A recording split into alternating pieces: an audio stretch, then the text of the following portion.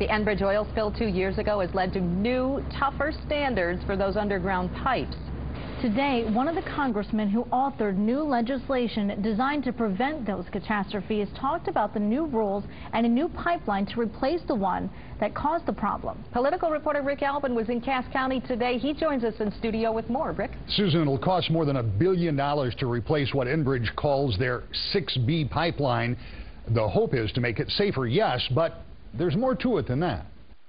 This is the old pipe? On a nondescript stretch of blacktop, Enbridge officials and contractors were showing Congressman Fred Upton some routine maintenance work on the decades-old 6B. It was Commerce Committee Chairman Upton, along with Democratic Dean of the House John Dingell, who wrote the new rules for stricter safety and monitoring. More shut-off valves, and really immediate calls when there's any problem at all. And federal officials have to be notified literally within an hour. Higher fines. This old transportation system won't have to be maintained much longer, though.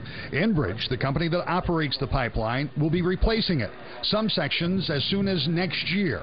That undertaking comes with a big price tag. The price tag on the Phase 2 project, which is about 160 miles in Michigan of replacement, is $1.3 billion.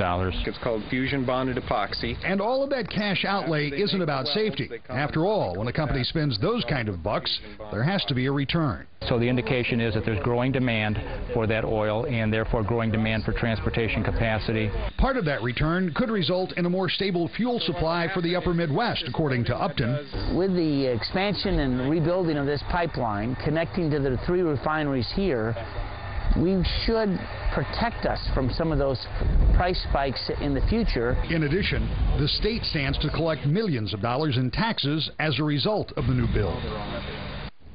And there's one other aspect of this big undertaking: jobs. Numbers aren't written in stone, but one of the people at today's event said that local construction workers, welders, machine operators, and others will be employed along with contractors and Enbridge employees to replace that aging infrastructure.